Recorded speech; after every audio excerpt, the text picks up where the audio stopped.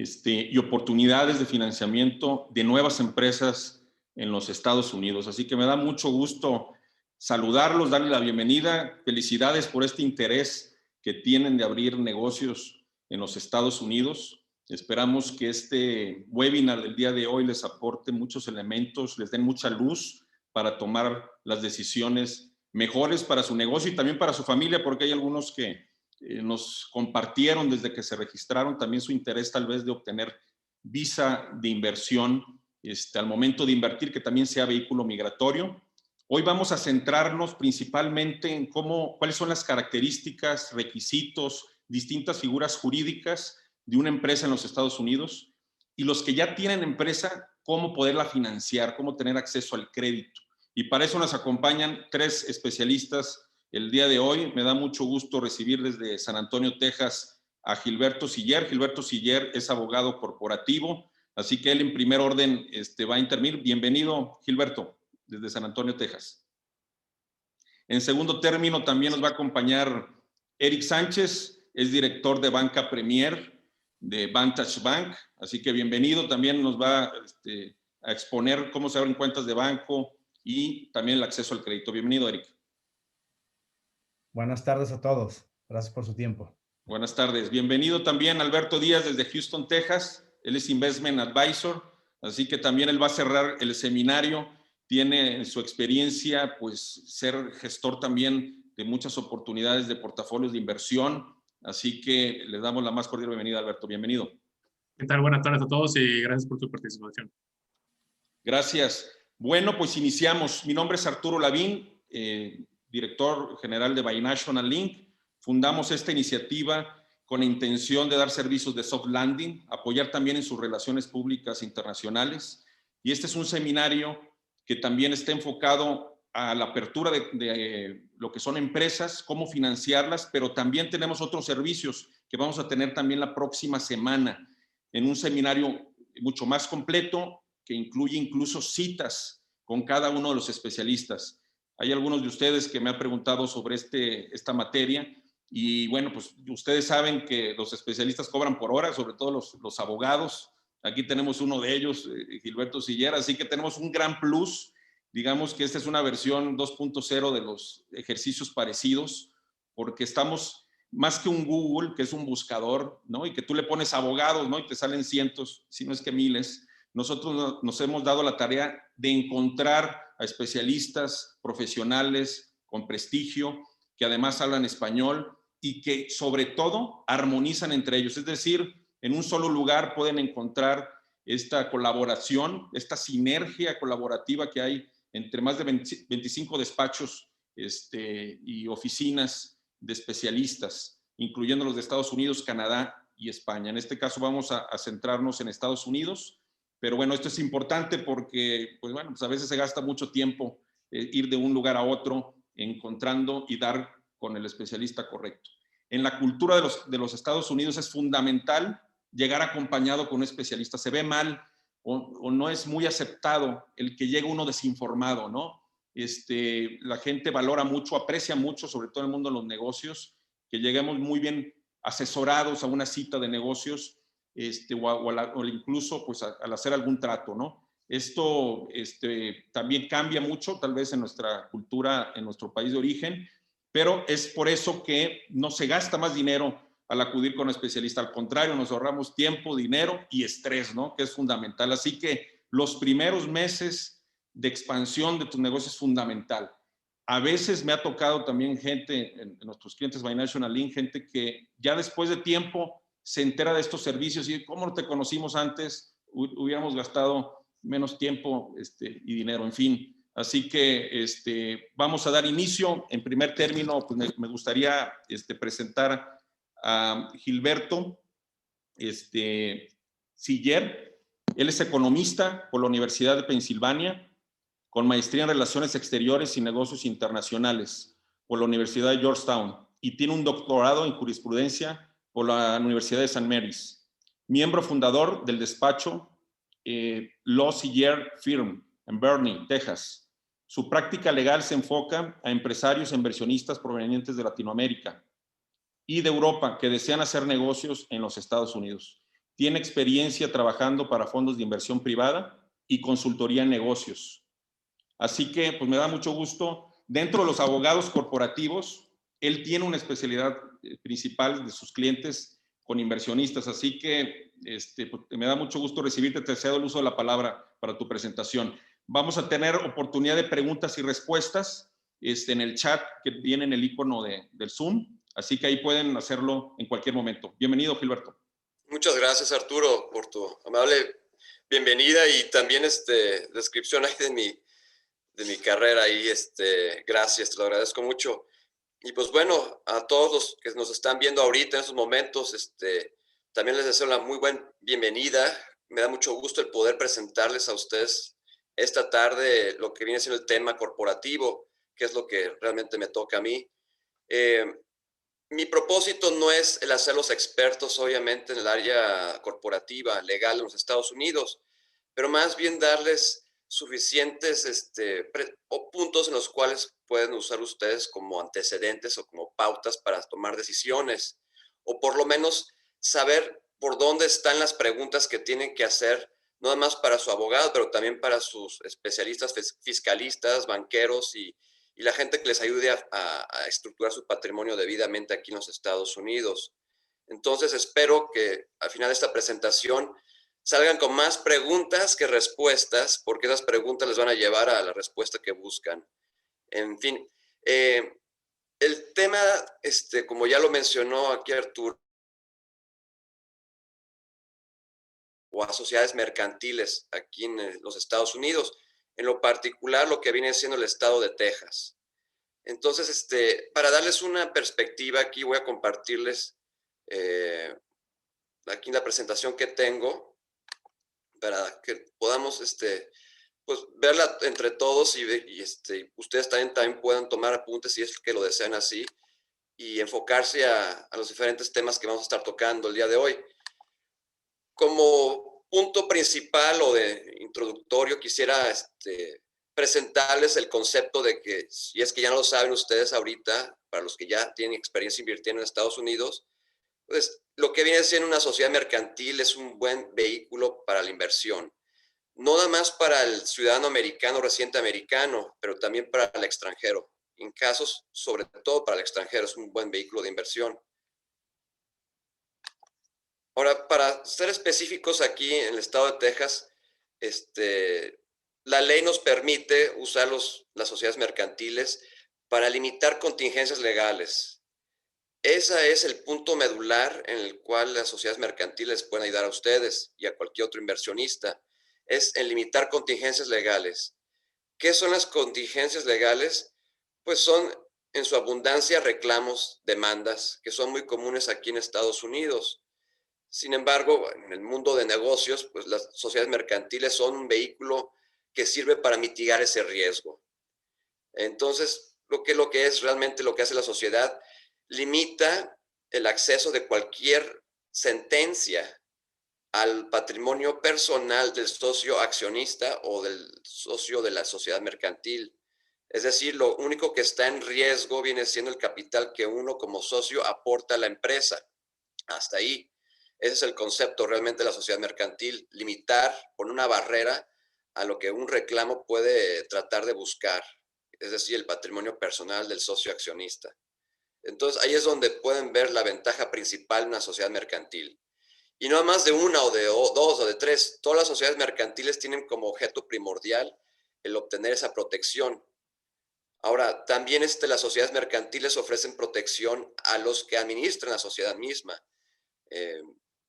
Bajo la ley, todos los representantes legales, administradores, miembros del consejo, pues siempre y cuando actúen bajo el alcance de lo que les corresponde en cuanto a la administración de la sociedad, pues están protegidos y la sociedad tiene la obligación de indemnizarlos.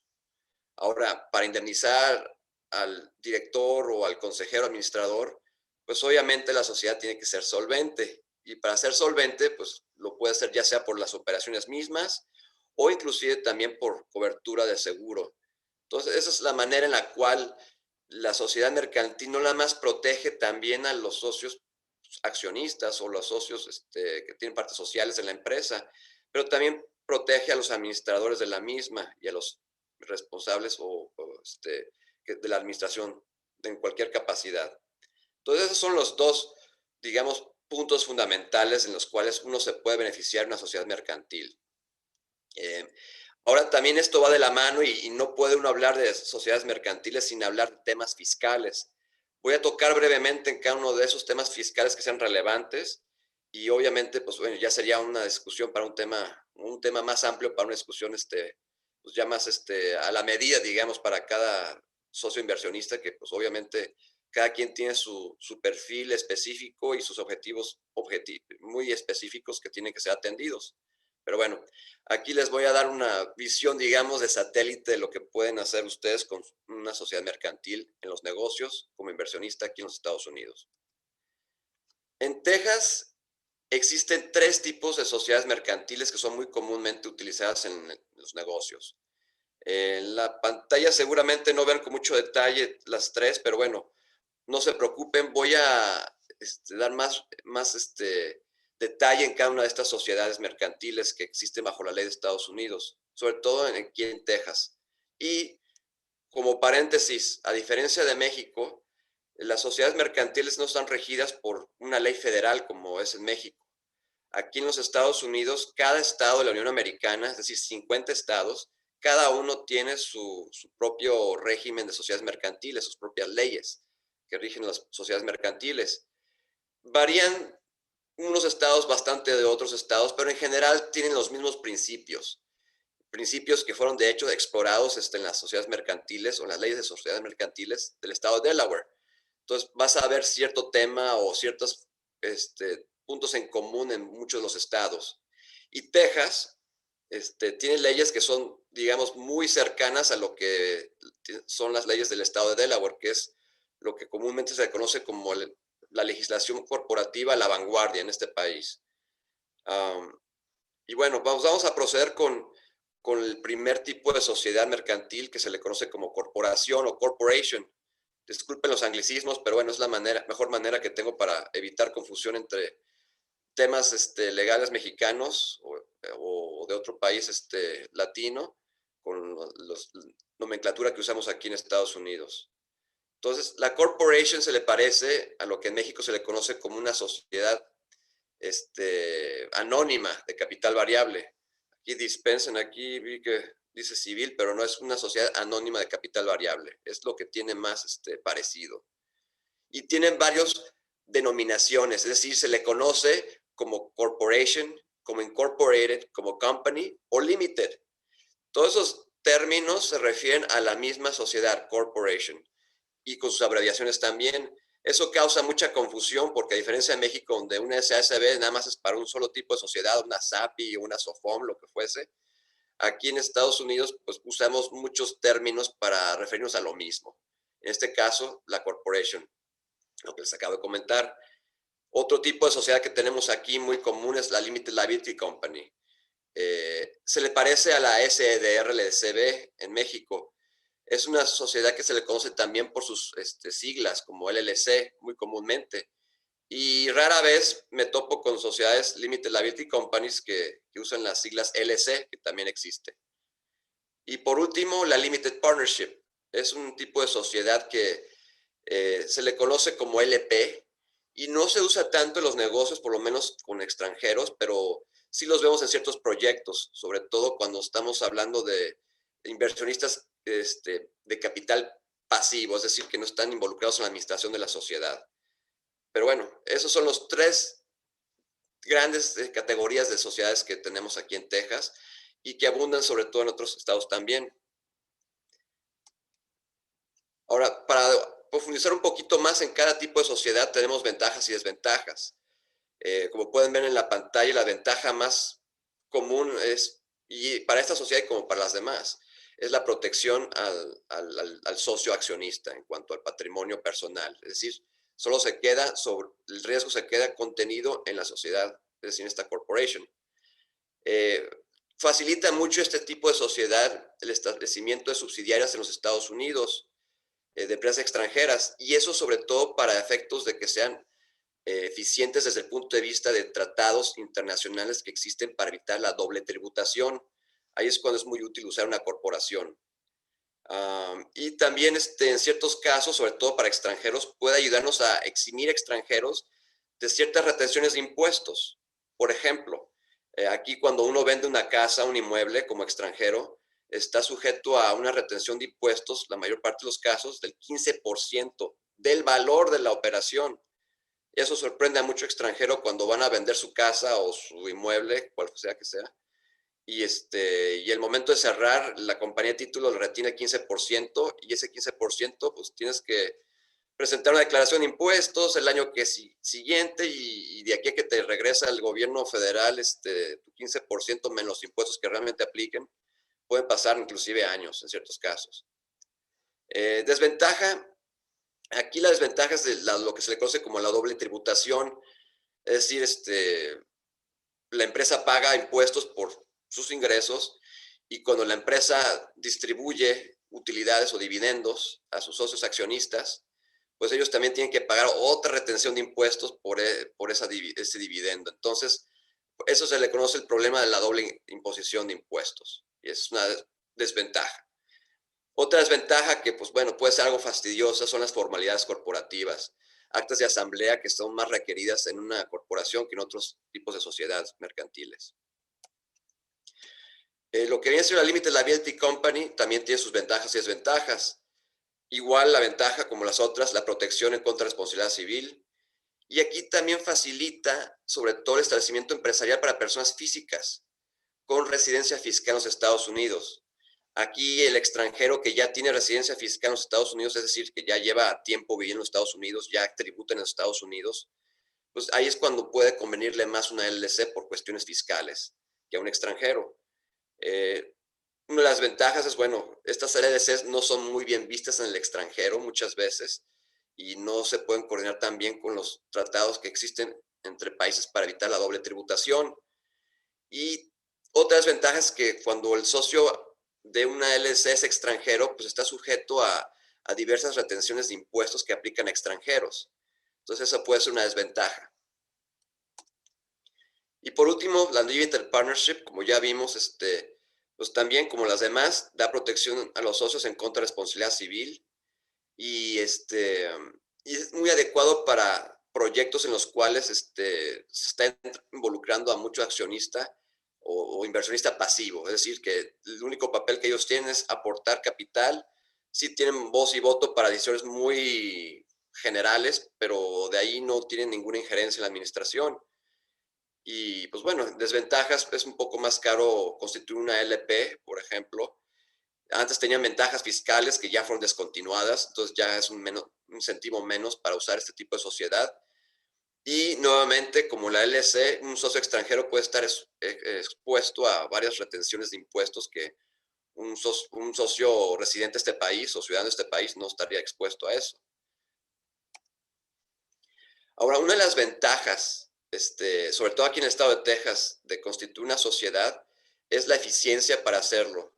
Aquí en Texas podemos constituir una sociedad electrónicamente, inclusive, en cuestión de, bueno, antes eran 24, 48 horas hábiles. Últimamente ha subido un poquito eso a, digamos, 72 horas hábiles más o menos. Pero bueno, al final del día es un proceso bastante rápido en que podemos dar de alta la sociedad. A diferencia de México, aquí damos de alta las sociedades ante un registro público primero y después procedemos con la firma típicamente de documentos constitutivos que ya son privados. Y les puedo dar más, delinear un poco la diferencia aquí entre México y Estados Unidos, cómo se hace este tipo de proyecto, pero de entrada empiezas con el registro público, que es al revés de lo que se hace en México. Y es rápido aquí, que no tengo entendido que no es el caso en México muchas veces. Otra cosa que hacemos aquí es la obtención de identificación fiscal. Una vez que se da de alta la sociedad, se tiene que obtener el equivalente a un RFC en México. Aquí se le llama el EIN o el Employer Identification Number. Ese número, por lo general, es fácil de obtener si la persona responsable de la sociedad mercantil tiene residencia o alguna visa que le permite tener un número de seguro social, o cuando socio extranjero tiene un NITIN, que es un número reservado, fiscal reservado a extranjeros. En caso de que no se cuente con ninguno de esos números, pues bueno, ahí la empresa que tiene socios extranjeros, pues tenemos que pasar por un trámite que hoy en día es algo largo, en obtener ese número de RFC o EIN. Y ahorita, antes de la pandemia, tomaba como 4 o 5 días hábiles para obtener ese número. Hoy en día puede tomar 45, 50 días hábiles. En fin, es algo que se ha retrasado y pues bueno, ese número es muy indispensable para abrir una cuenta bancaria. Por eso es indispensable contar con este número desde un inicio. Y al final del día, pues le damos un libro corporativo como lo hace en México. Pero a diferencia de México, el libro corporativo consta de varios documentos, los cuales la gran mayoría de ellos son privados. Es decir, los estatutos sociales no se tienen que registrar en registro público. Las actas de asamblea no se tienen que registrar en registro público, como en México o en otros países. Y, por ejemplo, libros de accionistas, los libros de los administradores y demás, esos también son documentos privados que no se tienen que registrar. Entonces, lo único que se registra en registro público es un acta constitutiva que tiene información muy escueta, que viene siendo, pues, prácticamente el nombre de la sociedad, quiénes son los administradores y alguna otra cláusula que se le pueda agregar ahí que sea relevante. Entonces, a final de cuentas, es un proceso distinto, es más eficiente aquí en Estados Unidos para constituir una sociedad. Y a diferencia de México y otros países, no requiere un notario público. Y la firma de los documentos se puede hacer vía remota. Es decir, pues se pueden ya sea enviar por Federal Express o alguna otra mensajería internacional. Se tiene que firmar un certificado de acciones, por ejemplo.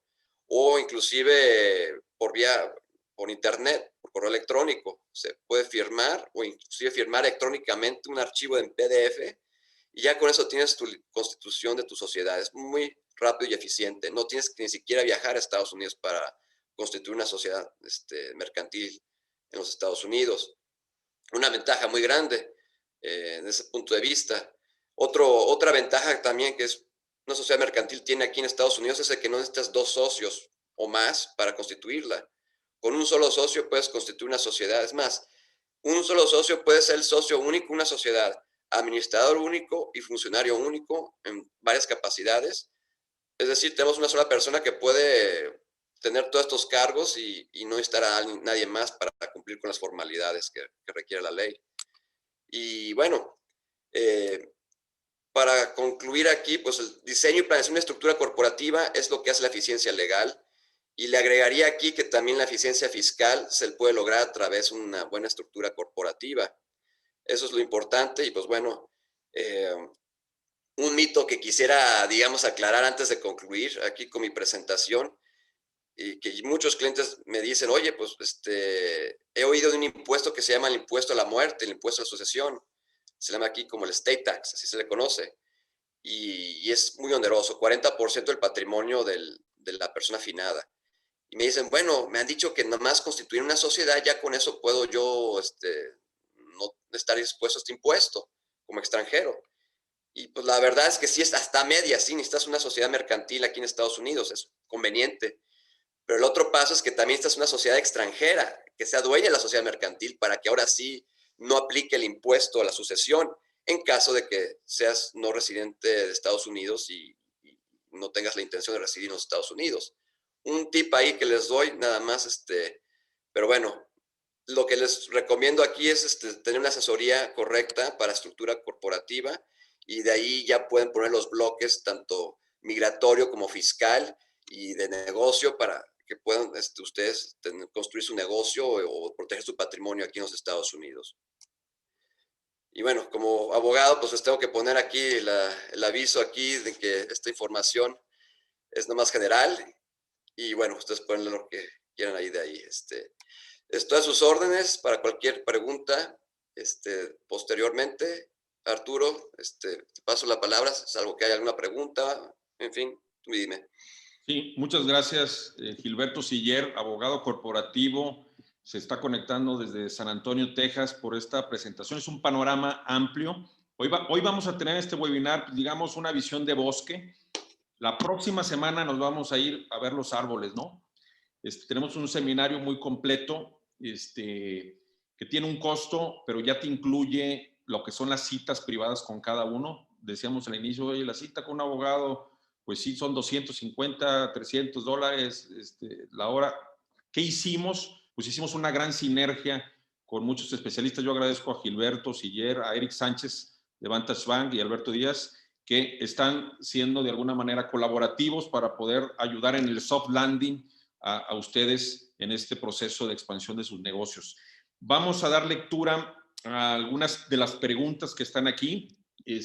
Una de ellas que nos dice Javier Casillas, dice, sé que es muy complejo, pero hay 2 puntos de interés fiscal, ¿no? La situación actual del Tratado de Libre Comercio, TEMEC, y la doble tributación y la fiscalización persecutoria en México. Así que no sé si sobre esto quieras comentar algo, Gilberto. Pues sí, en efecto son temas muy amplios que van más allá del alcance de lo que estamos platicando, pero basta decir que sí, evitar la doble tributación se puede realizar a través de tratados internacionales. De hecho, existe un tratado internacional entre México y Estados Unidos para evitar la doble tributación. Cuando hablamos de sociedades americanas que están haciendo repartición de dividendos, utilidades a sociedades mexicanas, que son digamos, la matriz, por decirlo así. Entonces, hay vehículos para evitar eso. En cuanto al tema fiscal en México y lo difícil que es hoy en día, pues sí, mucha gente viene a Estados Unidos a armar su negocio y pagan sus impuestos en México y vienen con su capital a Estados Unidos y reinvierten en Estados Unidos y arman su patrimonio en Estados Unidos. Entonces, hay varias maneras de hacerlo eso y obviamente requiere de una buena planeación fiscal también, no nada más corporativa. Pero bueno, hay maneras y el impuesto a la sucesión, pues también hay maneras de que no aplique para el extranjero y hay maneras de mitigarlo para el que ya es residente en este país. Sí, digamos que Gilberto, ya teniendo una entrevista 1 a 1 con ustedes, puede armar una estrategia, digamos, corporativa que tome en cuenta la estrategia fiscal. Entonces, bueno, dentro del marco de la ley de la ética, poder quedarnos con las ventajas y no con las desventajas, ¿no? Muchas veces descubrimos algunos elementos que nos podían haber beneficiado y no lo hicimos, ¿no? Por desconocimiento. Y bueno, justo lo que tratamos de aportar es información, un poco de luz, con más información, ¿no? Sobre todo en estos primeros pasos que son fundamentales. Hay otra pregunta de Salvador Orozco. Dice, para una empresa que ya existe en California, ¿qué tan fácil es actualizar los accionistas? ¿Y qué impuestos implica a los nuevos socios o a los socios vendedores? Ya. Actualizarlos, me imagino que se refiere a que a lo mejor ya no son los mismos accionistas de entrada. Ahí tendríamos que ver exactamente a qué te refieres a actualizarlos, pero ahí estamos hablando si hubo una compraventa de acciones, pues obviamente aplica el tema fiscal y también se tiene que documentar debidamente y legalmente esa transmisión de título de acciones. California es una jurisdicción que bueno, es de las que son más onerosas desde el punto de vista de impuestos. Entonces, muchos de mis clientes les gusta hacer negocio con California, pero no en California. Pero a veces no te queda de otra, depende del negocio. Pero bueno, ahí se tenía que tener en cuenta también la cuestión fiscal de California, en ese aspecto también. Fíjate que justo con ese tema hay alguien que pregunta que si Texas se considera un friendly state para business. Hay el tema de que no tiene impuestos estatal. No sé si quieras ahondar un poco. Por ejemplo, la Florida es otro de ellos. Muchos también prefieren constituirse en Delaware. Por cierto, hay alguien que se registró que comentaba que ahí tiene constituida la empresa. ¿Qué nos puedes comentar sobre esto? Sí, en efecto. Cada estado tiene su propio régimen fiscal. En efecto, Texas no tiene un régimen fiscal que se le conozca como impuesto sobre la renta. Aquí tiene otros impuestos, sin embargo, no se puede escapar uno totalmente de eso. Y le llaman impuesto de franquicia. Por ejemplo, a una empresa que genere más de $1 millón, generalmente se le aplica un impuesto, un porcentaje menos de 1% sobre el exceso de ese $1 millón. Pero bueno, nuevamente hay veces que no puedes evitar ese impuesto y si lo vas a tener, pues qué mejor que hacerlo en una jurisdicción que sea bajo. Delaware, en efecto, es una jurisdicción muy conocida por también no tener impuestos sobre la renta y un impuesto de franquicia que es muy bajo, la verdad. Pues es una de las cosas atractivas de Delaware. Además de que Delaware no te cobra impuestos por ingresos de intangibles, por ejemplo. Regalías, por una licencia que se haga y demás. Entonces puede ser atractivo Delaware en otros aspectos también, donde haya propiedad industrial. Perfecto. Pues bueno, yo creo que ahí se han ido contestando algunas de las preguntas. Si hay alguna otra, por favor, déjenla en el chat, en el icono de preguntas y respuestas. Muchas gracias, Gilberto. Gilberto, lo vamos a tener la próxima semana con una exposición un poco más a detalle. ¿Qué ventaja tiene? Pues que el seminario no solamente es, digámoslo así, informativo, educativo, sino que trae el cable muy concreto de tierra, que es tener una cita privada para ya iniciar, ¿no?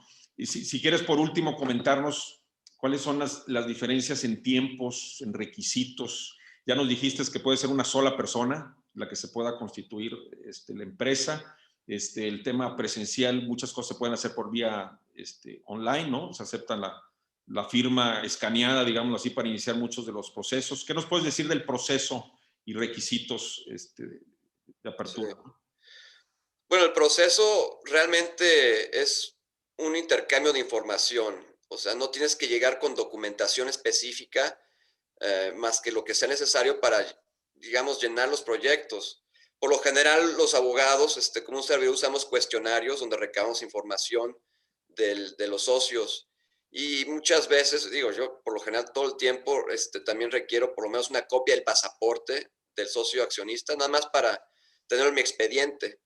Pero por lo general lo suficiente. A veces requerimos una copia de la escritura constitutiva si es una empresa mexicana la que está abriendo, por decir así, la subsidiaria en Estados Unidos. Pero fuera de eso no hay un requisito, es más, no necesitas una visa, que es que en México, a diferencia de México, tienes que presentar tu estatus migratorio cuando constituyes una sociedad.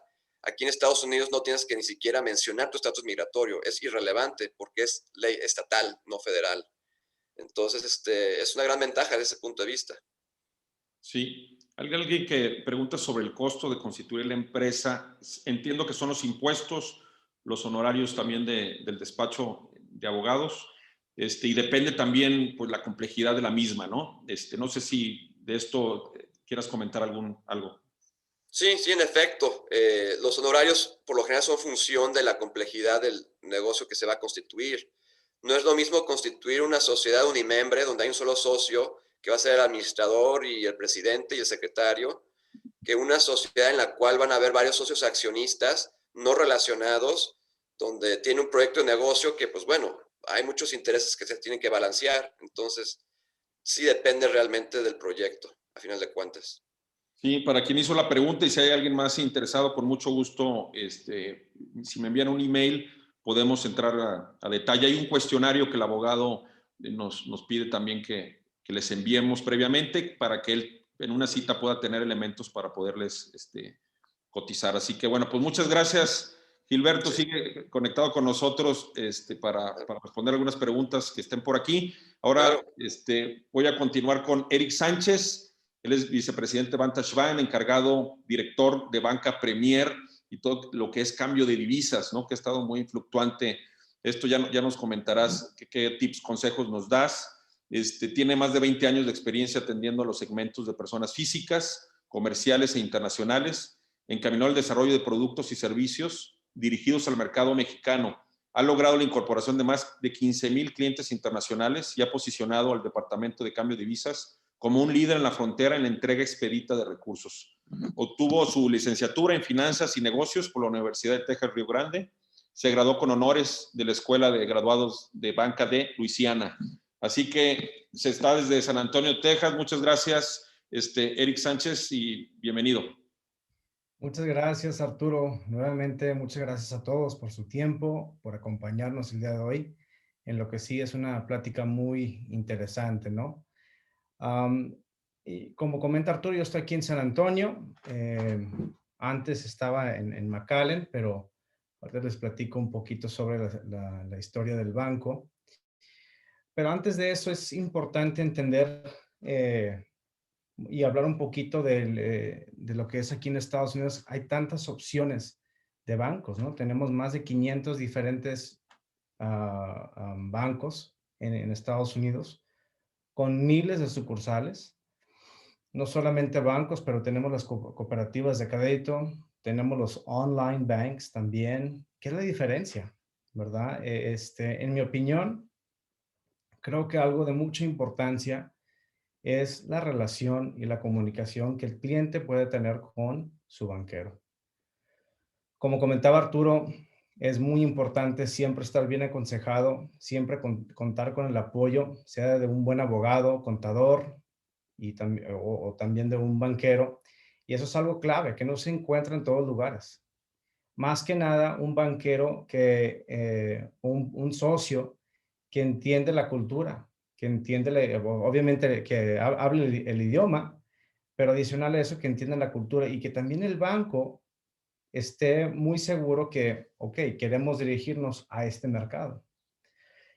Lo menciono porque a través de los años, yo creo que la relación bancaria de los bancos en Estados Unidos con lo que es el cliente internacional ha cambiado mucho. En 2009, 2010, se vio mucho periódico de HSBC, Wachovia Bank, que fueron multados millones de dólares por falta de conocimiento de su cliente, que no estaban haciendo lo que es el KYC, Know Your Customer, solicitando cierta documentación o que estaban dando servicio a casas de cambio, etcétera, ¿no? Entonces, el punto de todo eso es que muchos bancos decidieron, mejor me salgo del mercado internacional, me enfoco en lo que va a ser lo doméstico y vamos a estar muy enfocados en esto. Entonces, poco a poco hemos visto que los bancos han estado haciendo casi lo mismo que hizo Wachovia en aquel entonces, ¿no? Entonces, hace poco Wells Fargo anuncia que se sale por completo del mercado internacional. También tenemos un banco en New Orleans, Whitney Bank, que también se sale del mercado internacional. Y esos son bancos ya más grandes. Y viendo ya los cambios, por ejemplo, BBVA, que tenía presencia en ambos lados de la frontera, ahora PNC Bank compra BBVA en Estados Unidos. La pregunta es, ¿van a seguir con los mismos servicios, sí o no? Solamente el tiempo nos dirá. Entonces, es muy importante escoger un banco que sí tiene como parte de su estrategia, parte de su historia, dar servicio al segmento internacional. Entonces, este banco en particular tuvo su sede en 1985 en McAllen, cuando los dueños de Jim Collins y uno de sus socios, Shelby Longoria, estaban en el lobby de un banco en McAllen, en Chase, cuando la frontera antes era de mucho mexicano visitaba la frontera, ¿no? Manejaban. Ahora es volar. Con la pandemia es muy diferente, ¿no? Pero la frontera sobrevive de lo que es el inversionista internacional por muchísimos años, y es por eso que había muchos bancos en lo que es la frontera de Texas-México. Entonces, ellos estaban ahí en el lobby y esperando hablar con un banquero. Igual vieron muchos en la fila esperando ser atendidos o hacer un depósito. Y de ahí también reconocieron a varios que dicen, pues, miren, él es de México y pues es un buen empresario. Tal también, ok. Vamos mejor a empezar un banco dirigido a este segmento y darles un servicio de primera. Y así empezó el banco. A través de los años, International Bank fue creciendo. Nos enfocamos mucho en lo que era el norte de México, Monterrey, también la Ciudad de México, Guadalajara. Y el Grupo Financiero Banorte en 2006 decidió comprar el banco. Compra el banco, estuvimos con Grupo Financiero Banorte por casi 10 años. Después de ese plazo, Grupo Financiero Banorte decide vender el banco y regresan los dueños originales, que es la familia Collins, aquí de Texas, y deciden comprar el banco de nuevo. Para aquel entonces ya habían empezado un banco que se llama Vantage Bank, con sede aquí en San Antonio. Fusionan los bancos, entonces INB ya no existe, pero ahora somos Vantage. Pero esa estrategia, esa visión original sigue. Dar servicio al segmento internacional y de veras siempre pensar en qué podemos hacer, qué podemos cambiar para que la experiencia que tenga el cliente con el banco siempre sea de lo mejor. Entonces, ya les platiqué un poquito sobre la historia del banco. Y antes de entrar a lo que es el tema de solicitar un crédito, también les quiero a platicar un poco de los beneficios, ¿verdad? Los beneficios en tener una cuenta en Vantage Bank, ¿qué es la diferencia? Una relación en Vantage Bank versus otro banco. Primero, creo que es importante mencionar que una empresa mexicana, una persona moral mexicana, puede abrir su cuenta de cheques en Vantage Bank sin, obviamente, IAN no se va a requerir. Entonces, eso es de bastantita ayuda porque esa posición en dólares es el beneficio. Entonces, si están colectando dólares en Estados Unidos, ya pueden esperar a vender esos dólares, comprar pesos en el mejor momento. Obviamente, monitoreando el tipo de cambio, como ha estado muy volátil recientemente. Esa posición en dólares es de mucho beneficio ahorita para controlar ese gasto y esas variables. Entonces, esa se puede abrir a distancia.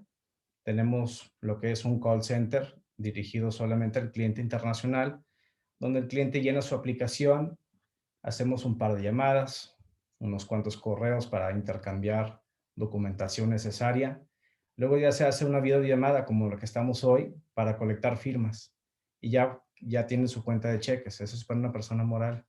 Igual una persona física sin número social puede abrir su cuenta de cheques, pueden abrir su cuenta de cheques aquí en Vantage Bank también. Y como les digo, por muchísimos años nos hemos enfocado en este mercado, entonces muchos de nuestros clientes obviamente están muy acostumbrados a tratar con nosotros, a transaccionar a distancia. Es por eso que lo que es el proceso de cambio de divisas es un proceso muy ágil. Muchos clientes dicen, bueno, pues ya tengo mi cuenta en dólares en México, no me interesa tanto tener otra en Estados Unidos porque es muy tardada la transferencia electrónica, ¿verdad? Entonces, sabemos que todos los bancos en Estados Unidos utilizan el mismo mecanismo que es SWIFT para mandar pagos a México. Nosotros sí que nos podemos separar mucho de los otros bancos en este tema porque cuando un cliente solicita una transferencia de su cuenta Vantage a una cuenta beneficiaria en México, sea de ellos o un beneficiario, un proveedor, llega en un promedio de 30 minutos. Si el pago es mayor de los $5,000, también no hay comisión para esa transferencia. Entonces, eso creo que, y muchos de mis clientes me han comentado, es una de las mejores ganancias que han tenido, porque de veras, por el poder pagar a México tan rápido, pues ya en realidad es como tener la cuenta en dólares en México, ¿verdad? Entonces, ese beneficio y aparte, la hora de corte en muchos bancos es a las 2 de la tarde. Nosotros tenemos una hora corte de 4 de la tarde. Entonces, 2 horas más para mandar pagos y hacemos ese corte a las 4 y llegan en menos de 30 minutos. Tipo de cambio súper competitivos. No somos casa de cambio, somos un banco. Nuestro propósito es apoyar al cliente a realizar el pago. No estamos buscando cierto margen, nada así, es solamente, ok, ¿cuántos pesos quieres? Ese es el tipo de cambio que te podemos dar. Obviamente, por la cantidad de dinero que movemos aquí en el banco para nuestros clientes, los precios que nos pasan nuestros bancos corresponsales igual son muy competitivos, entonces eso está disponible para nuestros clientes también. Pero bueno, estas cuentas al 100% no tienen límite. Mucha gente quizás tiene el concepto, es uno de los mitos, ¿no? De que si no estoy con uno de los bancos grandes, mi cuenta de cheques o quizás el banco no me puede ayudar de la misma manera. Todas las cuentas de cheques que se abren aquí en Estados Unidos tienen FDIC Insurance, asegurado por el gobierno de Estados Unidos. Si viene con un número de ABA y un número de cuenta, va a poder realizar los mismos pagos que en cualquier otro banco. Ahora, el mecanismo de cómo hacerlo es donde se marca mucho la diferencia. Como le comentaba en FX, somos uno de los líderes en lo que es pagos internacionales. A través de la banca electrónica, la empresa que lleguen a abrir aquí en Estados Unidos va a poder transaccionar sin problemas, todo por la plataforma electrónica, con mucha seguridad, que es algo muy clave hoy en día. Entonces, eso es un poquito sobre lo que les podemos ofrecer.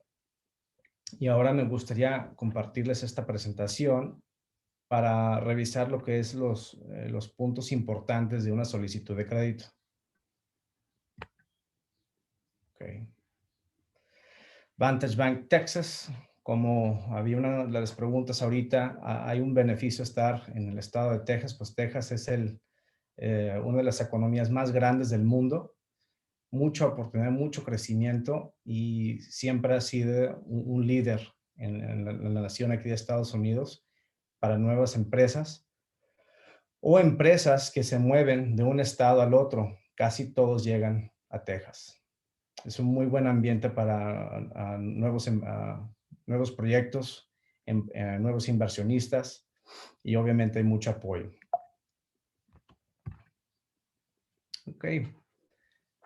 Para la solicitud de un crédito comercial, deja empezar para comentar de que los mismos dueños que he mencionado, los Collins, ellos están y participan en nuestro comité de crédito. Cada semana están revisando casi las solicitudes grandes de crédito que entran, las revisan, dan su opinión y forman parte de ese consejo que toma las decisiones de que si podemos apoyar con el crédito o no. Entonces eso es algo muy importante, ¿no? Tener ese tipo de visión y saber qué es lo que está solicitando el cliente. Pero bueno, el punto número 1 es el propósito y entender muy bien ese propósito del crédito. Tener un buen business plan. Aquí entra mucho esa relación con el banquero. Si tu banquero, vamos a decir, está muy acostumbrado a que, ok, yo solamente puedo ofrecer créditos que caben en este cuadrito, porque el banco donde yo trabajo solamente ofrece estos productos. Bueno, pues ya está un poquito difícil, ¿no? Pero si es un banco que, vaya, hay un poquito de flexibilidad porque nos gusta evaluar cada proyecto y verlo diferente, eso es ya un plus. Entonces, el business plan es muy importante para que el banquero y obviamente cuando se presente el crédito, se entienda el propósito de lo que se va a estar haciendo. Puede ser la construcción de una plaza comercial o la compra de una plaza comercial, construcción de un edificio de departamentos, oficinas, una bodega, un local comercial también. Y como había mencionado también construcción, tenemos un in-house construction desk que básicamente lo que hacen aquí es están monitoreando cada fase de la construcción y así se van monitoreando y haciendo ya lo que es los drawdowns, cada avance de dinero para el proyecto. Entonces un in-house construction desk es algo también de mucho beneficio para el cliente que solicita crédito. Entender también la entidad a acreditar. Vamos a pedir una organigrama de la empresa y de los accionistas. Eso es muy importante por lo que mencionaba, el KYC. ¿Quién es tu cliente? ¿Quién está solicitando el crédito? Va a haber unos cambios en esto, ya con una nueva ley que entró que ahora creo que los abogados que están haciendo todos los papeles financieros para una empresa tienen que hacer lo que es el beneficial ownership. Ellos van a tener que llegar a quién es el dueño o quién es la persona física detrás de esta empresa. Ahorita lo hacemos nosotros aquí en el banco y es por eso que siempre queremos llegar a quién es la persona física y es por eso solicitamos un organigrama. También una biografía que es un resumen, un currículum, por decir, de los socios, entender cuál es su experiencia. Eso también va junto con, ok, esa conexión, esa relación que llevan con el banquero, de qué tan bien y se puede transmitir la experiencia que tienen y qué ofrecen al proyecto. Cuando estamos ahí platicando con el comité, decir, no, pues el empresario tiene mucho tiempo trabajando en esta industria, tiene ese tipo de experiencia, etcétera, porque todo eso obviamente puede influir en la toma de decisión. Y por último, también entender el origen de los recursos. Eso es, se va a ver si llegan a abrir una cuenta de cheques, en una solicitud de crédito, entender de dónde provienen los fondos es algo clave, ¿no? Punto número 3, ¿quién va a garantizar? ¿Ok? Entonces, ¿quién va a estar como, quién va a avalar el crédito? Entonces, aquí es entender si hay una fuente alterna de pago. Con el cash flow que se presenta en el proyecto, ¿cuántas veces se puede pagar la deuda? Si no llega, ¿qué es la segunda opción?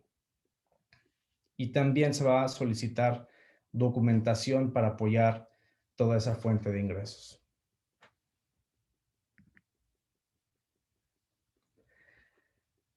Punto número 4 es algo muy importante, que es el colateral. Se va a hacer un avalúo. Ese colateral tiene que estar aquí en Estados Unidos. Una pregunta que sale mucho es, ¿pueden tomar una garantía en México o una propiedad como colateral? Hoy no se puede. Muy pocos bancos lo hacen. Casi por lo que les comentaba, ¿no? El regulador aquí en Estados Unidos cree que el rol del banco es apoyar y dar crédito para proyectos aquí en Estados Unidos. Cuando se hace un proyecto en México, con garantía en México, tiene que ser casi siempre para un cliente que ya tiene muchos años con el banco y no define el portafolio al 100%. Entonces, hoy, como les digo, no se puede, pero igual el banco ya con un cliente con mucho conocimiento se puede posiblemente evaluar. Punto número 5 es qué términos y condiciones hay. Pues obviamente el plazo que se maneja, amortización, la tasa de interés, el loan to value, que es algo muy importante, y pues obviamente las comisiones. Esto ya es lo que va a definir mucho la negociación entre la oferta de Vantage Bank y la oferta que le puede dar otro banco en Estados Unidos. Y pues por último ya se hace el cierre de crédito. Entonces esos son todos los pasos que hay que seguir. Este proceso, teniendo todo siendo muy positivo, los números, etcétera, revisión, pasacrédito, se puede hacer, por decir, rápido, ¿verdad? Pero es un proceso tardado en cualquier banco. Lo que, de nuevo, lo que cuenta mucho es qué tan bien lo entiende el banquero. Y número 2, si el banco tiene ese apetito y conoce el tipo de cliente, si conoce el cliente y conoce ese tipo de cliente que solicita el crédito, ¿verdad? Si es un banco que no conoce y no atiende al segmento internacional, pues ya, es un poquito más difícil, ¿no? Pero bueno, eso es un resumen de lo que es la solicitud de crédito, un poquito del banco también. Y creo que hay un par de preguntas, a lo mejor. Deja checar aquí. Hay sucursales en otros estados de Salvador. Hoy, Salvador, solamente tenemos sucursales aquí en Texas. Estamos por toda la frontera de Texas, México. Entonces, El Paso, todo hasta Brownsville, tenemos sucursales, un total de 20. Tenemos también sucursales adicionales en San Antonio y también en Fort Worth. La siguiente es, en el business plan, ¿son los únicos rubros que cubren o en el BP? Perdón, Félix, no, en el BP no estoy muy seguro a qué te estás refiriendo. Sí, yo creo que sí es el business plan. Ves que comentaste, eran como 4 puntos dentro del business plan. Imagino que a eso se refiere cuando dice si son los únicos rubros. Bueno, sí, en el business plan creo que es también, ahí tiene que ver mucho tener también un buen partner, ¿no? Aquí en lo que es Binational Link participa, por ejemplo, Matías Ríos de VIX Business Plan, con mucha experiencia y que estén muy seguros que obviamente no sea como dicen aquí en Estados Unidos, es their first rodeo, ¿verdad?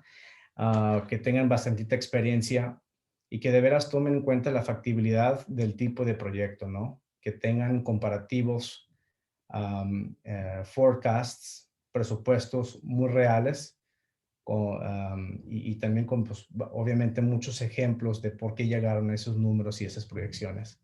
Eso es algo muy importante para el banco también. Entran en proyectos tecnológicos. Normalmente el banco se enfoca mucho en lo que es commercial real estate, bienes y raíces aquí en Texas. Obviamente hay mucha oportunidad, hay mucho oportunidad de crecimiento, hay mucha construcción siempre, pero lo que es tecnología pues es algo diferente. Sí lo hemos hecho, pero obviamente ahí siempre se va a pedir una garantía. Y yo creo que pues con una buena garantía y viendo los números, si se puede, claro, lo podemos hacer. Javier Casillas, con las nuevas reglas, los avales tienen que demostrar recursos dentro de Estados Unidos o se puede avalar con propiedades en México. Tienen que demostrar, obviamente, recursos puede ser en México o aquí en Estados Unidos. Es lo bueno, ¿no? O sea, el banco, con el conocimiento que tenemos de México, pues entendemos un personal financial statement, sea en pesos o en dólares. Pero yo creo que ya lo hemos platicado, la garantía sí tiene que estar en mismo Estados Unidos. El colateral pueden ser acciones de una empresa en Estados Unidos. Hoy no se puede. Casi siempre lo que vamos a pedir es una propiedad, un terreno, que obviamente no hay un crédito sobre esa propiedad. Los préstamos que otorga Vantage Bank son solo para usarse en Texas o se pueden usar en un proyecto en algún otro estado. Sí, se pueden usar en otro estado, pero vaya, es una pregunta compleja, una respuesta compleja, perdón. Normalmente los proyectos que financiamos son aquí mismo en Texas, ¿verdad? Ahora, dependiendo el tipo de préstamo. El más sencillito, que no requiere historial crediticio de la empresa, pues va a ser un back-to-back, ¿verdad? El back-to-back es que la empresa invierte o el mismo dueño invierte un monto, vamos a decir $1 millón, con ese certificado de depósito se va a tomar como una garantía para darles un préstamo de casi la misma cantidad. Entonces, esos recursos se pueden usar hasta en México o en cualquier estado aquí en Estados Unidos. Pero ya cuando es un construction loan, vamos a decir, eso sí tiene que estar en mismo Texas. ¿Por qué? Porque tenemos que ir a visitar donde se va a estar haciendo, estar muy familiarizados con la ciudad, obviamente los factores económicos de la región también van a hacer mucha diferencia en si se puede en ese estado, sí o no. Hay créditos para empresas nuevas y que no tengan que ver con lo inmobiliario. Hay crédito para empresas nuevas. Vamos a pedir siempre por lo mínimo 2 años de estados financieros, declaración de impuestos. Entonces, si la empresa no cuenta con eso, pues obviamente es muy difícil de hacer un estudio crediticio. La garantía es 1 por 1, 1 a 1 o de cuánto. Si es lo que es un back-to-back, cuando la persona, el dueño o la empresa invierte una cantidad y de ahí va a solicitar un crédito, prestamos hasta el 99%. Cuando es una propiedad, dependiendo si es un cash out loan, por decir, sí, ok, yo ya no debo nada, pero le quiero poner como garantía, pero lo quiero hacer un proyecto, unas mejoras a esta propiedad, es diferente el porcentaje. Si es como garantía para otro proyecto, es diferente el porcentaje también. Pero entonces, eso se tiene que platicar ya con el proyecto individual y les podemos ya, obviamente, dar más detalle conociendo la solicitud. Creo que son todas las preguntas, pero igual yo quedo a sus órdenes. Ahorita en el chat les paso mi celular. Si gustarían comunicarse por medio de WhatsApp, también les paso mi correo electrónico. Como les comentó Arturo, aquí estoy en San Antonio y quedo a sus órdenes. Entonces, por favor, cualquier duda que tengan, cuenten con un amigo más aquí en San Antonio de Vantage Bank, Texas. Pues muchas gracias, Eric Sánchez, de Vantage Bank. Sin duda, uno de los aliados estratégicos ya de varios años con nosotros. Eric nos acompañaba cuando los eventos se podían hacer presenciales, así que visitamos desde Puebla, León, hasta Mérida, Monterrey, Guadalajara, Ciudad de México. En fin, estuvimos en varias ciudades de manera presencial y, bueno, pues ahora lo estamos haciendo en esta modalidad a partir de justo que empezó la pandemia. Y creo que, bueno, ha sido fundamental para nuestros clientes poder apoyar, encontrar un banco local, que se siente uno en casa. El primer paradigma es justo una de las cosas que mencionaba Eric. Creemos que un banco grande necesariamente nos puede ofrecer más y se lleva uno la sorpresa. Es a veces al revés, no tiene restricciones tan fuertes un banco estatal por estado que el federal, ¿no? Y el otro es que no se necesitan tantas sucursales, ¿no? Realmente los bancos, ustedes han ido, muchos de ustedes seguramente a bancos en Estados Unidos y no hay gente, ¿no?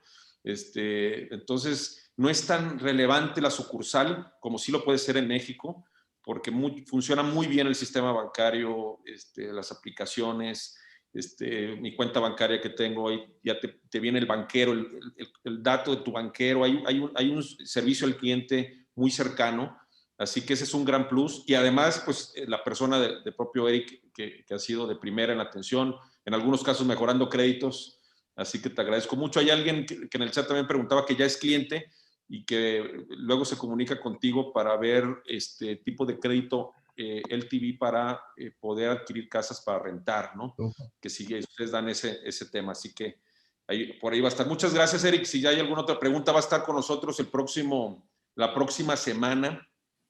Algunos me están preguntando aquí que puedo presentar rápidamente antes de pasar con Alberto Díaz lo que tenemos la próxima semana. Pero este es el panel completo, 10 especialistas, cada uno en su área de expertise. Nosotros jugamos un rol muy transversal, pero aquí está justo, el lunes 15 de febrero, a las 9 de la mañana iniciamos con Matías Ríos, que es el especialista de Business Plan.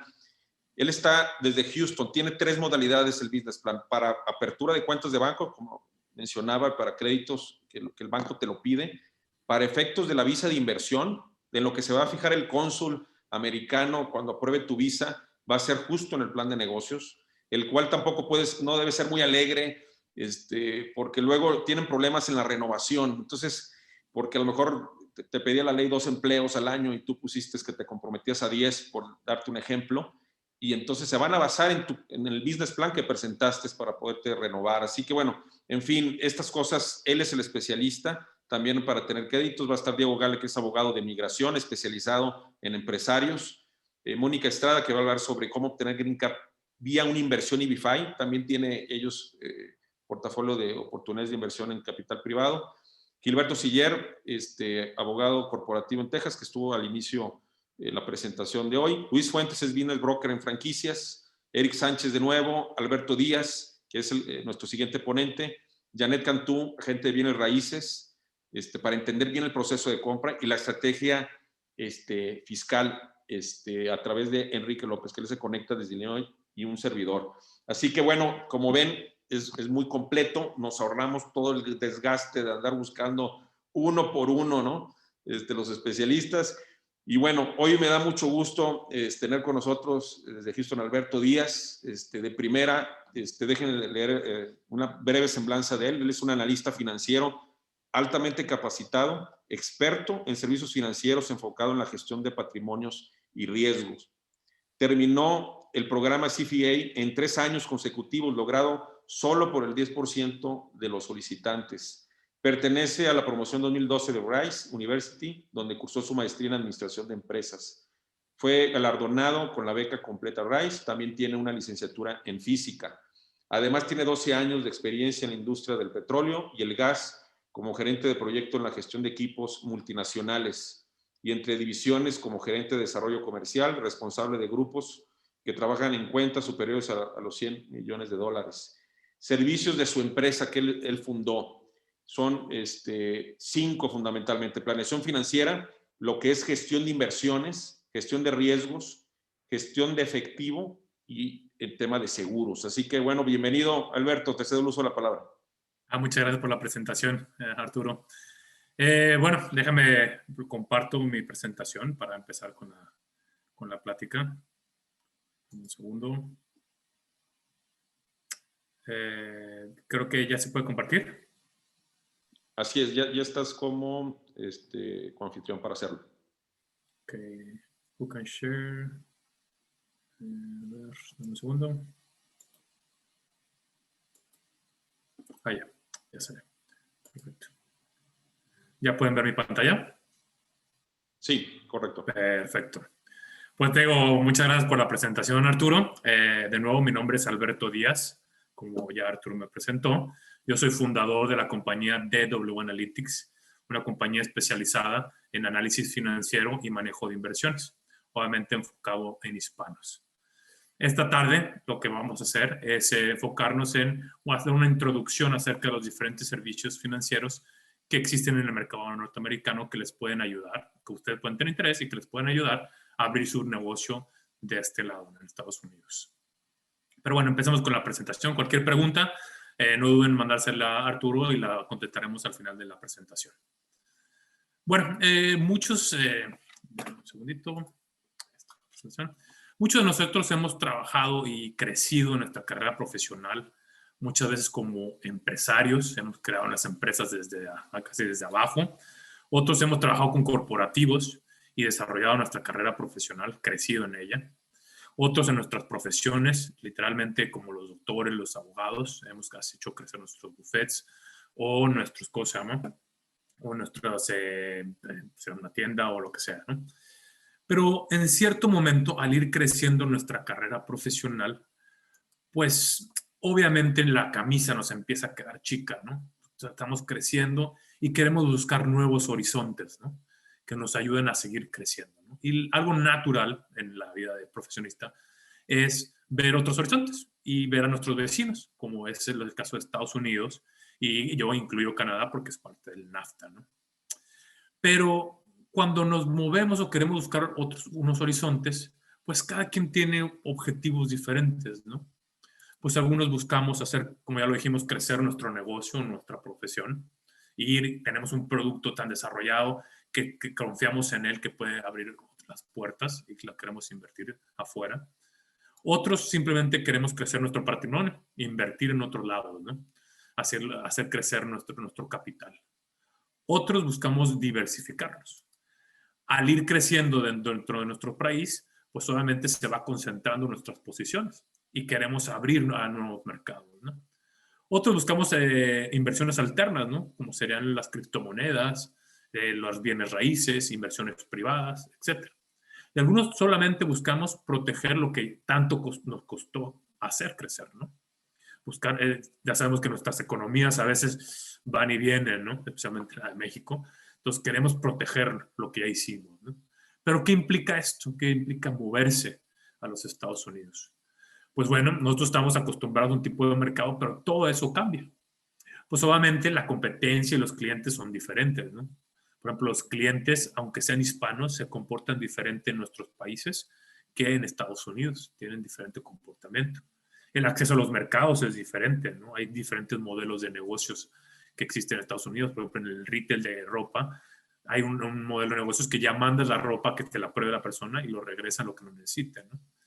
La cultura de negocios. Yo tengo un cliente el cual le estaba ayudando para migrar a Estados Unidos y antes de que llegara conmigo hizo un sondeo, ¿no? Entre clientes y dice que al tocar la puerta el cliente le dijo, sí, me encanta tu producto, lo quiero la próxima semana, ¿no? Y él estaba sorprendido, ¿no? Porque él solo estaba haciendo un sondeo, ¿no? Entonces la cultura de negocios es diferente. La regulación también, ya Gilberto nos habló un poquito acerca de la parte migratoria. La regulación es más estricta no solo en papel, sino en la ejecución.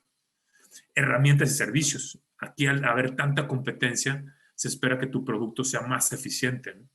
Entonces, por eso hay tantos servicios y herramientas para que puedas delegar ciertos servicios y hacerte más eficiente. Y obviamente los recursos financieros, que es toda una gama diferente de acceso a capital que se tiene en los Estados Unidos, el cual vamos a hablar en esta presentación. Pero bueno, la mayoría de nosotros ya tenemos experiencia en nuestra vida financiera. Muchos ya invertimos en bolsa. La mayoría de nosotros tiene acceso a servicios bancarios, cuentas, crédito, para nosotros y para nuestras empresas. También tenemos coberturas de riesgos, seguros, nosotros dentro de la empresa para ejecutivos. Algunos ya empezamos a explorar lo que son los productos financieros, lo que son derivados, lo que son como opciones, swaps, futuros. A otros también ya tenemos cuentas de retiro. En México no está tan desarrollado con los Afores, pero a lo mejor no tenemos tanta flexibilidad, pero ya tenemos acceso a ellos.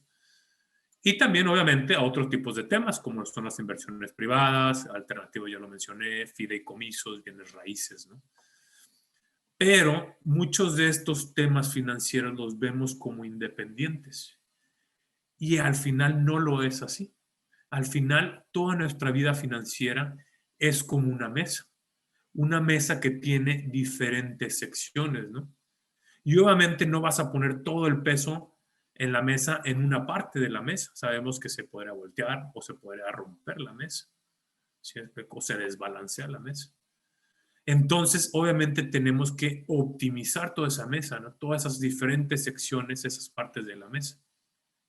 Además, sabemos que una mesa, ¿qué hace fuerte una mesa? Obviamente lo que hace fuerte a una mesa es su base. Y esa base que va en nuestra vida financiera, ¿qué significa? En nuestra vida financiera esa base significa tener las herramientas y el conocimiento de las finanzas para poder tener un análisis total, o sea, de esa mesa, para poder ejecutar una estrategia que nos ayude a optimizar la mesa. Y eso que nos lleva, obviamente, nos lleva a hacer una sofisticación financiera, ser sofisticados. Y a eso es lo que vamos a hablar ahorita, para que cuando ustedes quieran o estén planeando llegar a los Estados Unidos, puedan ya tener un análisis y un conocimiento, el cual les sirve a ser sofisticados y ser más eficientes al entrar al mercado norteamericano. Pero bueno, vamos a hablar un poquito de cuáles son los servicios financieros que existen aquí en los Estados Unidos, que ustedes van a tener relativamente acceso o van a tener que decidir sobre ellos, ¿no? El primero es que van a tener acceso a analistas y a monitoreo profesional. Personas como en su caso DW Analytics, como yo, ¿no? Ese es el primer servicio que ustedes van a tener acceso, ¿no? Ese análisis, es entender mi vida financiera, es entender mis objetivos, ponerlos en contexto y entender cómo los voy a llevar a cabo. Es el primer producto, que es la base. Después vamos a poder entrar a una estructura, cuando ya hicimos esa tarea de análisis, vamos a poder tener acceso a esa estructura financiera que nos va a llevar a poder potencializar nuestros objetivos. Por ejemplo, el levantamiento de capital. El levantamiento de capital se divide en dos, principalmente, en lo que es deuda y lo que es el equity, ¿no? O la inversión dentro de la empresa.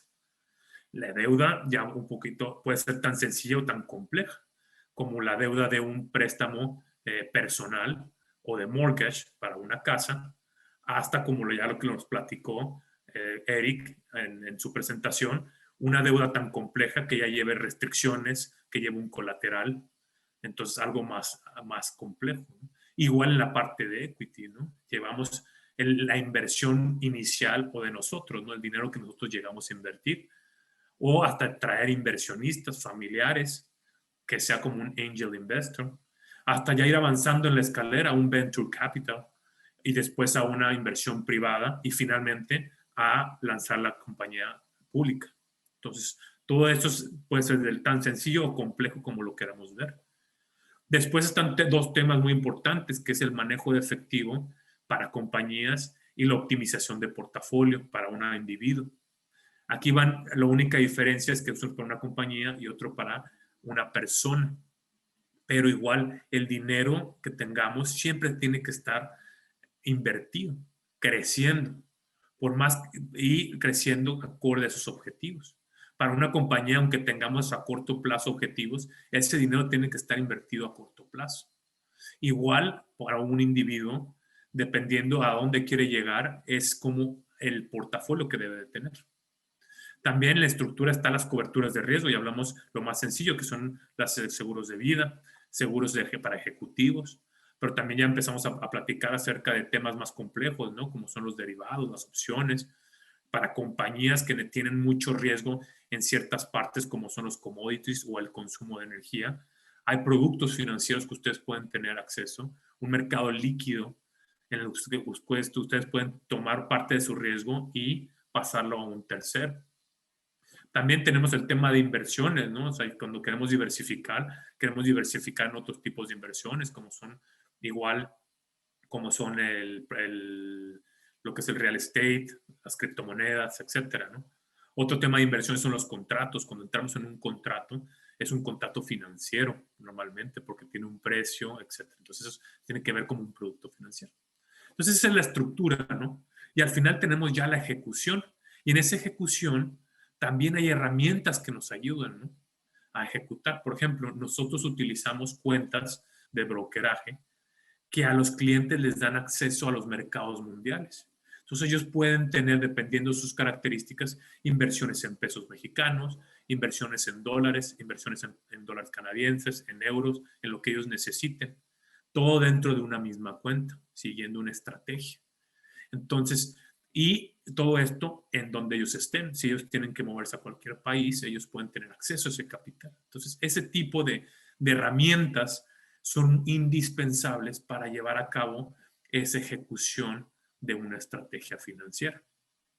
Pero bueno, y eso es un poquito, les voy a mostrar el modelo muy sencillo que utilizamos en DW Analytics, siguiendo este patrón. Como ya lo dije, nosotros atendemos tanto individuos como compañías en una estructura muy sencilla, como ya lo vimos. Trabajamos en ese análisis, entender a nuestros clientes para después, ya con unas recomendaciones y un análisis, hacer una estructura acorde a lo que se necesita para después llegar y ejecutar en los mercados, ¿no? Ayudarles en estos 3 pasos al cliente, siempre siendo la mano derecha de ellos. Pero bueno, ¿cuáles son los recursos que los empresarios tienen a la mano disponibles dentro de Estados Unidos? Normalmente son dos áreas, ¿no? Lo que son las instituciones financieras y lo que son los asesores financieros independientes. Dentro de las instituciones financieras, ya no sabe, obviamente ellos se enfocan en tener productos estandarizados. ¿Sí me explico? Es una oferta reducida a ciertos tipos de productos, pero que se especializan dependiendo a qué grupo demográfico ellos quieren atacar. Ya que lo que ellos buscan es el volumen, ¿no? Crear economías de escalas que creen productos bastante baratos, digamos así, con un costo reducido a la gente. Pero obviamente abarcando mucho del mercado, ¿no? Y esto lo que produce es que las herramientas y la asesoría es acorde al tamaño del cliente. Entre más grande sea el cliente, más recursos esa institución financiera pone a la mano de ese cliente. Esto obviamente tiene pros y contras. Los pros es que tienes productos, ¿cómo se llama?, con un costo bajo y especializados, ¿no? Lo otro es de que el con es que tú ya tienes que tener tu tarea hecha cuando llegas con una institución financiera. Ya Eric nos platicaba, ¿no? O sea, tú cuando llegas a pedir un préstamo, tienes que tener esto ya listo a la mano para poder aplicar ese préstamo. Pero antes de llegar ahí, tú ya tienes que haber hecho tu tarea y entender qué tipo de producto necesitas. Cuál es el interés que más o menos tienes que manejar, que te conviene a tu objetivo. Del otro lado están los asesores financieros independientes. Ellos, obviamente, la parte opuesta, se caracterizan por su flexibilidad.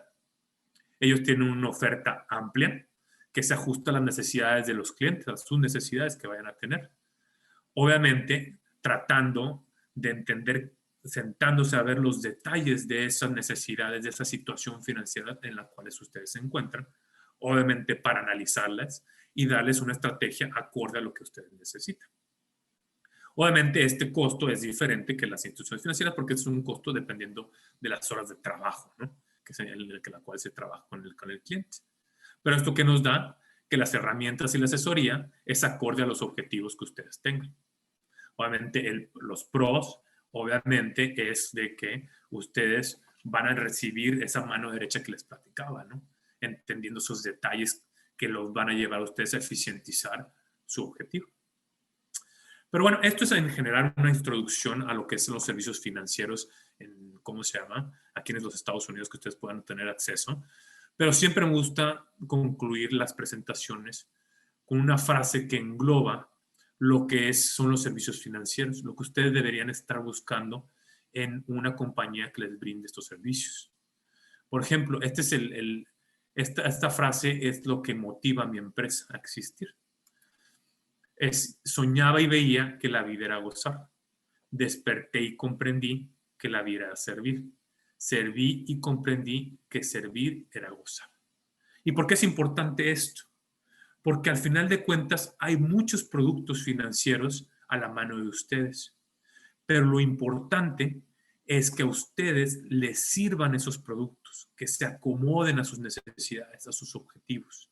Y para eso están los asesores financieros, para servir a nuestros clientes. Entonces, cuando ustedes se acerquen, les digo a toda la gente que conozco, cuando ustedes se acercan a un asesor financiero, le tienen como decir como a la novia de la preparatoria, ¿no? No eres tú, soy yo. Entonces, lo importante es su situación financiera como clientes, sus objetivos.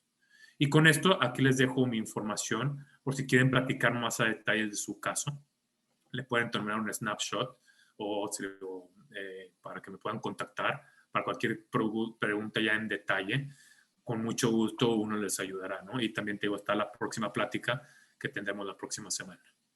Entonces, con esto yo creo que abrimos a las preguntas.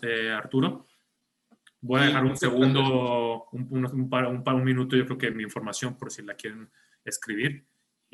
Claro que sí. Claro que sí. Bueno, hay uno que si tienen un fondo base o buscan el adecuado dependiendo del proyecto.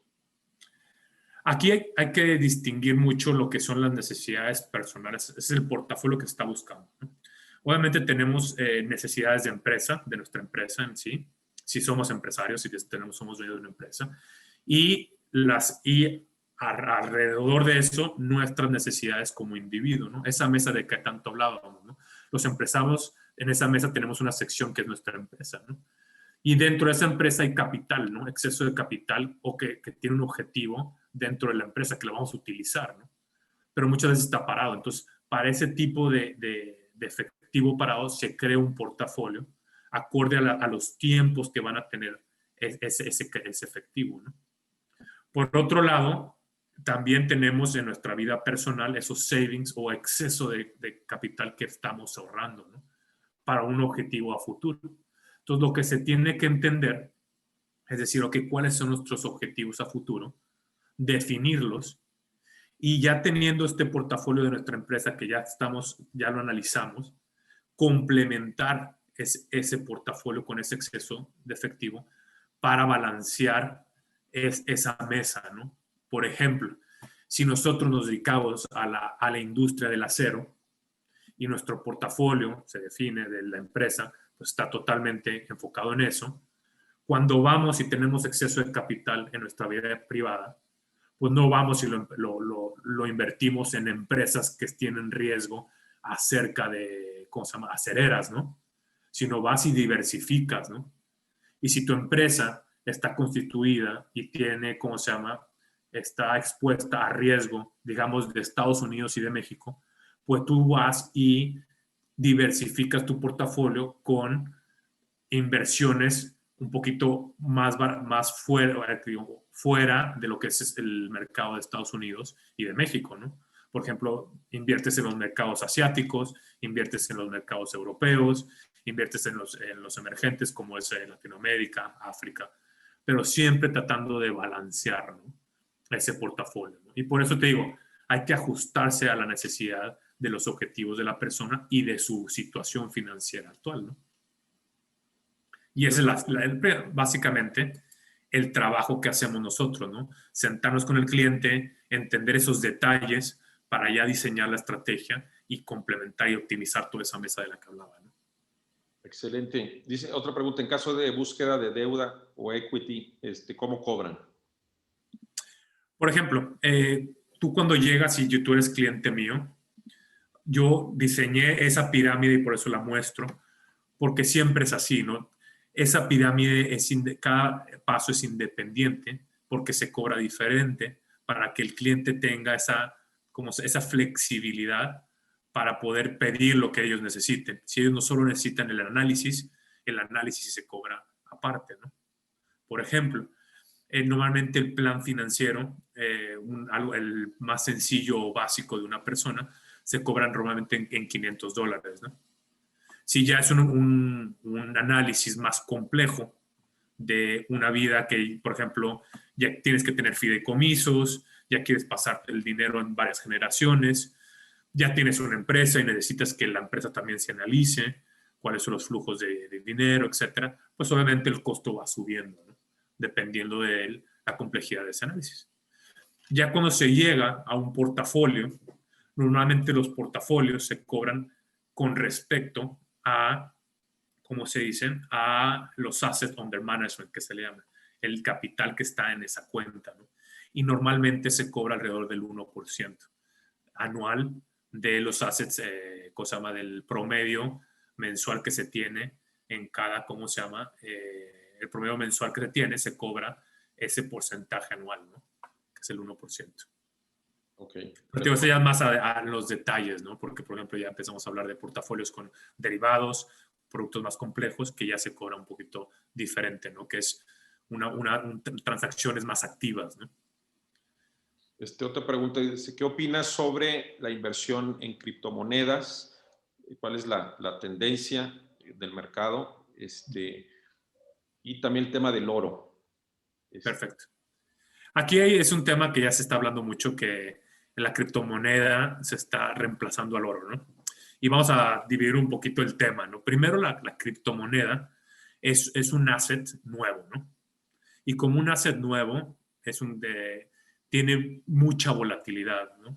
Y todavía no se está establecida en el mercado. Y es el mayor riesgo que existe de las criptomonedas, ¿no?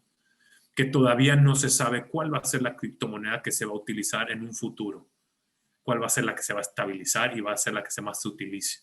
¿Y por qué esto es muy importante? Porque uno de los valores de la criptomoneda, muy similar al oro, es que tiene un supply reducido, ¿no? Hay una oferta reducida de ese activo, lo que le crea el valor. Entre más se utilice ese activo, como la demanda crece, pero la oferta es reducida, por lo cual crece de valor. ¿Sí me explico? Pero como la criptomoneda está basada en un algoritmo, que tú y yo mañana podemos decir, yo creo mi propia criptomoneda y con el mismo tipo de algoritmo, y depende de quién lo implemente, entonces todavía hay un riesgo muy grande en el saber en qué criptomoneda voy a invertir mi dinero. O lo diversifico en un fondo, que ya empiezan a haber fondos que invierten en criptomonedas. En el otro lado, el oro tiene un comportamiento similar, en que tiene una oferta limitada. Y el oro normalmente se ha utilizado como tiene una oferta limitada y aparte tiene una demanda constante, ¿no? Entonces, el oro se utiliza normalmente para efectos de inflación o para efectos de una caída de los mercados, ¿no? Entonces, es como un asset que se usa en protección. Pero tiene características muy similares a las criptomonedas en la parte de oferta. Sin embargo, la demanda es totalmente diferente, el comportamiento de la demanda es totalmente diferente. El oro es un producto totalmente establecido en los mercados mundiales, ¿no? Y aparte con una liquidez muy alta. O sea, tú en cualquier momento tú puedes llegar a los mercados financieros y quitarte de una posición en oro, lo cual en una criptomoneda todavía no. En una caída, una volatilidad muy alta, la liquidez se puede reducir y tú quedarte con esa inversión, no puedes deshacerte de ella. Entonces, eso es muy importante que el inversionista entienda para que todos estos tipos de assets sean parte de su portafolio, pero que al final de cuentas no es acerca del asset de la inversión, sino cuál es tu objetivo y esos tipos de assets se entren a tu portafolio para balancear esa mesa. Excelente, ¿no? Pues te agradecemos mucho. Yo creo que has respondido a las inquietudes que muchos al registrarte tenían. Tema de protección del patrimonio era una constante que nos mencionaban. Diversificar la inversión que uno tiene, diversificar los negocios, ¿no? cómo ingresar dólares y gastar en pesos. También otros lo expresaban como un objetivo importante. Y bueno, yo creo que hoy tuvimos una perspectiva desde instituciones financieras, como en este caso Vantage Bank, que es un banco muy amigo, muy cercano al inversionista mexicana, con mucha experiencia. Alberto Díaz, un asesor financiero que hay que tenerlo sin duda de cabecera. Yo creo que justo también como el abogado corporativo, no solamente es constituir la empresa, la asesoría inicial, sino también darle mantenimiento. Ahorita había unas preguntas, oye, hay algunas adecuaciones, salidas de socios, ingreso de nuevos, ¿no? Algunos aspectos a considerar, si la compra la propiedad de la persona moral o la persona física, en fin, creo que son fundamental tener de cabecera. Y iniciamos con este webinar un poco para presentar el seminario de la siguiente semana, porque los primeros pasos fundamentales es justo pues asesorarse financieramente, ¿verdad? Como en estos tiempos tenemos que ser muy audaces, muy inteligentes, muy atinados en nuestra inversión. No nos podemos dar el lujo de desperdiciar ni tiempo ni dinero. Así que eso es lo que nosotros queremos aportar en Binational Link, ser un jugador transversal que pueda armonizar toda esta cantidad de especialistas que es fundamental a la llegada en los Estados Unidos y para la expansión de mercados. Hoy hablamos de Texas, en otro seminario hablaremos de California, de Miami, de Florida. En fin, tenemos una gran red en distintas ciudades y estados de la Unión Americana. Y pues les agradezco mucho. A manera de conclusión, no sé si quieran agregar algo más.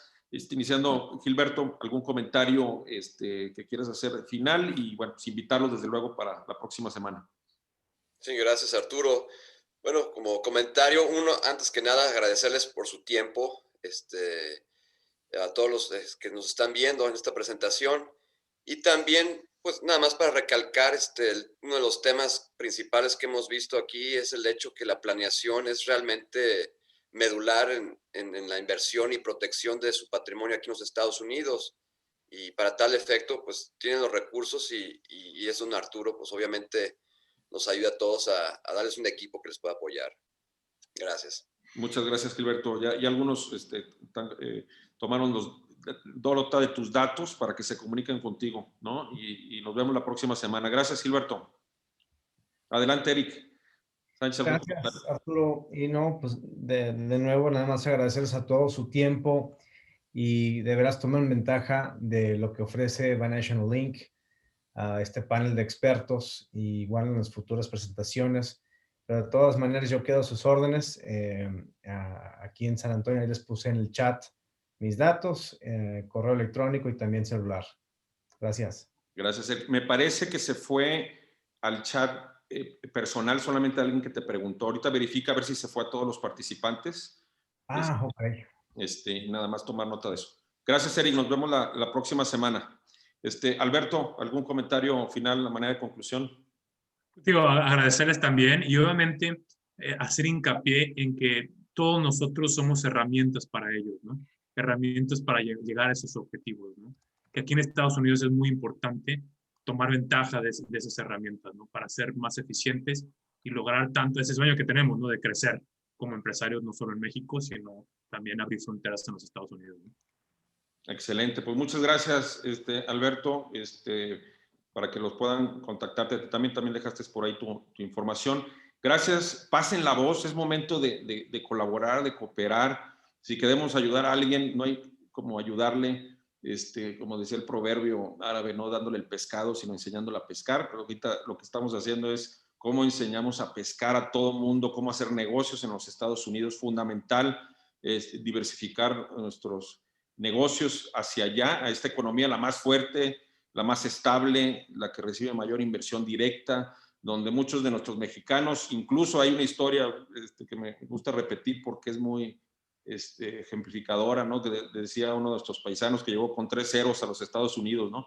Con 0 papeles, 0 dinero y 0 inglés. Y con esos 3 ceros es el dueño del mercado de la Michoacana, el mercado para hispanos más grande de Texas. Entonces, nosotros que no estamos tan en ceros, que justo lo que estamos tratando de hacer es poner esa mesa que decía Alberto, de la base sólida, legal, jurídica, migratoria incluso, pues con mayor razón tenemos muchas posibilidades de éxito. Y bueno, creo que el camino está dado.